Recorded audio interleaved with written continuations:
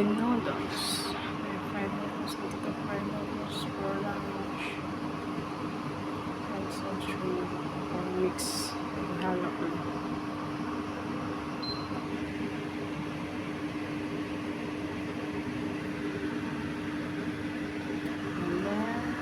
Chicken.